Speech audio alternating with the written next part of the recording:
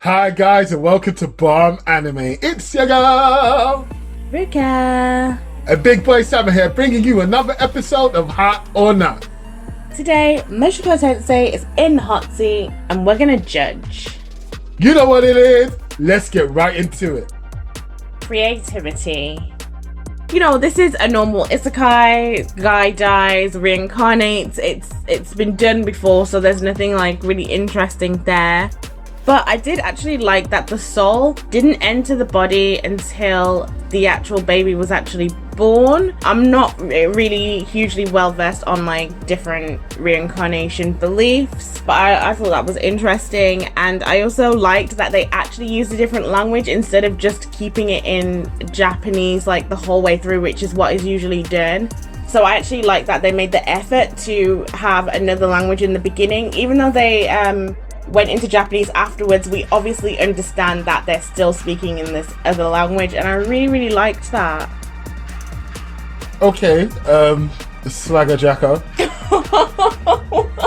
So, obviously, like Ruka said, this is obviously an isekai. So yes, it's been done before. We all know what isekais are. You get reincarnated into a different world. What I did like, other than the fact that, you know, Can I take all your points? There was a different language thing. What I did like was the fact that magic was matter of fact. With most isekais, it's like, oh wow, magic. But because he was a baby, they did the thing I love, especially when you do creative things, where you don't overhype your creativity, like scratch your own back or pat yourself on the back and be like, look at this hype thing we created. They made it matter of fact, they made it just there, and it was beautiful to watch. I also like the fact that we see a different type of point of view of raising a child in the kind of medieval isekai worlds that there are. You don't get that, and I thought that was pretty creative. The whole dropping off the chair because the child is too clumsy. You know, the normal everyday stuff that you'll see in real life, but with swords and shields and magic around and a cooking fire and a maid. It was really nice and wholesome and all of that. I thought that's the kind of twist that they brought to the isekai game. Come on, Swagger Jack, what's next? Entertainment. I thought that it was kind of funny the way that they had the parents just in the background banging, and whoa, we're going there straight away. Whoa, okay. Simultaneously, he's just having casual thoughts. It's like he didn't even care that it was happening, and I actually thought that was really funny. It was just so out of place, and of course, you know, parents, I'm sure they don't stop, you know, banging just because they have a little baby. So the baby probably does hear sometimes, like you don't know. So I thought that was really funny. And the horrible nature of the bits of his previous life. I mean, we didn't really get to see anything, but we did see that he was overweight, obviously died horribly. And usually with isekai, it's kind of like it's usually knocked over by a car, but it's usually like bang, knocked over, isekai straight away. But they showed him in the hospital, and that really made it a lot more relatable to real life. So I liked that aspect of it as well. And I also like that it's not just that he reincarnated. Like a lot of isekai, you die and then you reincarnate and you're getting a second chance at life, but this felt very different. He's made little comments about his life. He said he was a recluse. Yeah, I know that's another common theme in isekai, but the way that they dealt with it, it's like he wants to change who he actually is. He wants to change the person that he was and try harder at this life, which I feel like you don't get that feeling usually with isekai. And I just liked the way that they dealt with second chances. I thought it was really cool. Okay, no, I agree with you, especially the stuff that you said about the banging. I thought that was perfect because, like, you know, that kept me thoroughly entertained. However, perfect. yeah, that's part of it and it was good. However, the entertaining aspect is the fact that he didn't come across as high and mighty, which is what you get with a lot of isekais. They've got this new power, they become gods more or less, and they're super OP.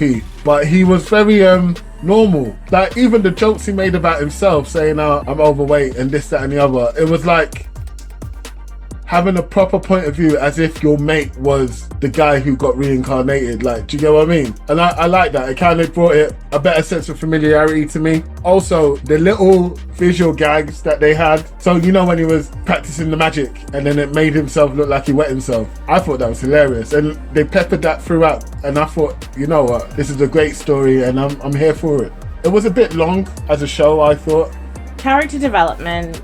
Characters aren't really developed here, which is obviously not great, just from the perspective that they haven't been developed. However, I do feel like it was a conscious choice because the whole show is from Regis's perspective and he is a child. He is very self-involved because he's learning all these new things, so it makes complete sense that the other characters aren't really very developed. But even though they're not developed, you do know things about them. So you know that Regis's dad is a swordsman and he's very good at it. He practices constantly. His parents are very much in love. They seem to be quite rich. They had a lot of food and stuff like that. And then you've got Roxy as well, who is really disrespectful, but it's hilarious. I really like her character. I hope we see a lot more from her because she's just out there and disrespectful. I am kind of uncomfortable though, because I don't know if I should think about Regis as a 40-year-old man in a baby's body, or like a reincarnated soul, like a baby with a previous life memories. It's making me uncomfortable because he's looking at breasts. He's like, is he a baby? Is he a 40-year-old man? Because if he is, then he's looking at Roxy, and I don't know how old she is, but she looks young. Like, are you 40? I don't know. It's making me very uncomfortable. He's 34. I mean, he's not 40 yet. Okay, shout out to my people who are almost 40 and try not to be. Okay, fine. He's 35. He's middle age. Whoa. He's 34. Fine, he's 34. Okay. He's 30. He's an older man. Just say what you gotta say, fam. How do I perceive him? Well, that's a philosophical question, really, though, isn't it? It's like, when he got reincarnated, it's the slate white clean? Does he revoke his whole card? Because, oh my God. Because in a lot of ways he is very childlike, but then in a lot of other ways he's very like 30-odd-year-old man, and it's very confusing and uncomfortable. I want to be able to put him in a box so that I can say like, okay, you're a child, so I can be comfortable with you thinking these things, or are you an old man and I should be calling the cops? Okay, I hear what you're saying, because like, yeah, you're right. He's 34 and he that's his mum. Well, he said he wasn't attracted to her. Like, at the very beginning, he said, oh, wow, like, you know, big breasts. And then he was like, oh, I'm not attracted to her. Maybe it's because that's my mom. So I don't think he is attracted to her. But the maid is a different thing altogether. And he said, what did he say about the Roxy?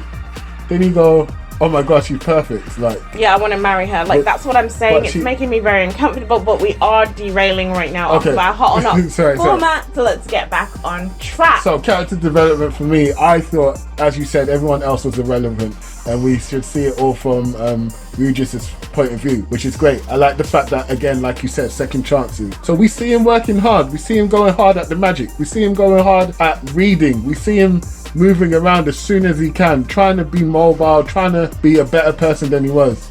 Even trying to tackle going outside, which was quite subtle and nice. I like that. Does he maintain this the whole way through? Does he stumble? That I feel like this is going to be a more true, accurate representation of what an isekai really would be. World building.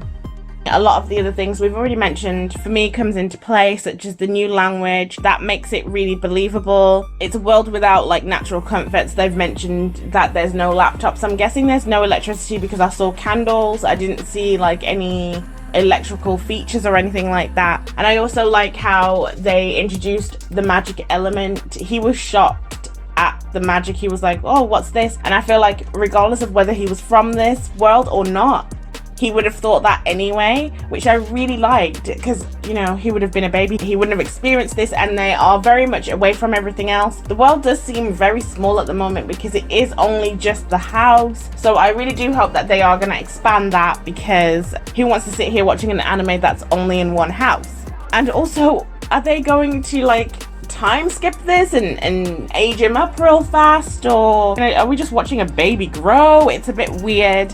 But I also do like that it is all from the perspective of a child. It just adds new elements to a thing that's been done over and over and over again, which is the isekai setup, I guess. I love isekais. I don't even care. Like, I don't even care that it's done over and over again. I love them anyway. But it is nice to see a fresh perspective. And I do also like the strange creatures that we've already seen. Well, we've only seen one. It was like a little dog thing that could fly with really furry flappy ears. It was so cute. I really like that as well. So, okay, Swagger Jack, since you stroke again. Oh my god. It's alright, like the animals thing, yeah, the weird and wonderful animals sounds cool. And my thing with the world building is that it feels so familiar, but you can tell there's some deep-rooted history here. Like, there's some lore that needs to be explored. Like, the world is vast. And even in this small point of view that we have, we can tell that it's gonna get big, and it's that expectation that I think thrives the whole world building in this episode for me. Just before we go into plot execution, I just want to say, me and Big Boy Simon watch the episodes and we write our notes separately, so I am not jacking anybody's anything. Just want to throw that out there. But here we go, plot execution. So right now I don't really know what the plot is. There isn't really much of a plot apart from this guy has reincarnated as a child and he is having another chance at life in a different world where there is magic. But in terms of any real serious plot that we're going to be seeing unravel, I can't really see anything apart from the fact that he's probably going to be really strong. We have already seen that nobody does magic without incantations, and that's a very strange thing to be able to do. And he seems to be able to build up his mana, I guess, because the first time he used magic he passed out like really quickly, and now it seems like he's lasting much longer. So I'm guessing that he's going to become a very strong character, just like a lot of people do in isekais. Nothing interesting in terms of a plot there, aside from what we've already seen in isekais, as far as I'm concerned at this moment in time. Well, I have to agree with my swagger jacking friend here about the whole plot execution not being too fantastic. The plot anyway, but the execution I think was great in terms of the building blocks that they used to move this story along for this episode. Look at the transitions from death to birth. That transition was fantastic. Even the raindrops where you could hear the screaming and crying of labor. Yeah. I thought, you know what, if you're gonna do it, you've done it right. The chemistry between the mum and dad, you can tell that they love each other. You can tell how excited they were. You can see how much of a worrywart that most mothers are with their first child, how she was. Like, you can tell how family oriented it is, and it was nice. They brought that to the front. They actually seemed to put hope on the screen, and I think they did a good job there. Another thing that they did as well was show us Rugius's character growing from the magic montage, from the reading of the books, from actually doing the water spells, all of that. You can tell like the plot moved really, really well. Yes, it's a story we've heard before, but not from this angle and not in this way, and the graphics were okay. I thought they were really good, not just decent, but to the verdict. Creativity, hot or not? It's a massive hot for me. I don't need to explain myself. You know what it is. It is a hot for me as well. I really loved this element. Entertainment. It's a hot for me. I laughed through it and I enjoyed watching the episode. I was very entertained as well, so it is also a hot for me. Character development. I'm gonna have to say hot. Yeah, they didn't develop everyone, but we were given the point of view and they developed it well. So it's a hot for me as well. Although they did not develop many of the characters, I do feel like it was a conscious choice and a good one. So it is also a hot from me. World building. See, world building is a hot for me because the point I forgot to mention was the fact that his dad was actually reading him a bedtime story during it, and you could tell about the monsters and the demons and stuff, so you know that stuff's gonna be lit. So yeah, it's a hot for me, bruv. world building is also a hot from me. I do think that they did quite a good job, and so it's to the plot execution. I've already said what I got to say about this. Hot. I'm gonna have to say right now it's a not, but I do really expect that to change because it has set the tone really well for this first episode, and I'm expecting some big things. So guys, you've heard it here. Big Boy Sama has gone for hot for all 5 categories, and I have gone for hot for 4 of the categories. So we will be back with our part 2, and you'll be able to see if our hot or not verdict holds up. Don't forget to like, subscribe, and share. Peace.